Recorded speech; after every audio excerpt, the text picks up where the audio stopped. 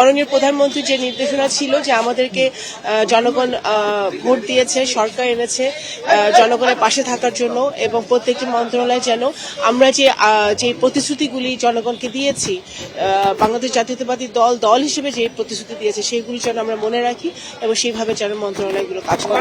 Informal cabinet meeting ছিল আমাদের মাননীয় প্রধানমন্ত্রী জনাব তারেক রহমানের নেতৃত্বে।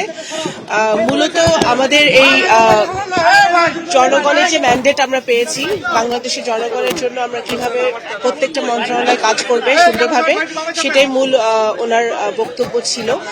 সে প্রত্যেকটি মন্ত্রণালয় যাতে জনগণের আশা প্রত্যাশা পূরণ করতে পারে, আগামী রমজান মাস সামনে, সবকিছু মিলিয়ে প্রত্যেকটি মন্ত্রণালয় যেন পুঙ্খানুপুঙ্খভাবে জনগণের পাশে থেকে কাজ করতে পারে, সেটাই ওনার নির্দেশনা ছিল। এটা একটা ইনফর্মাল ক্যাবিনেট মিটিং ছিল, সবাই তাদের বক্তব্য পেশ করেছে। এবং দেশের মানুষকে প্রতিদিন সুরক্ষিত রাখার প্রত্যয় নিয়ে সেফটি কেবলস সহ এলো সেফ সিলিং ফ্যান।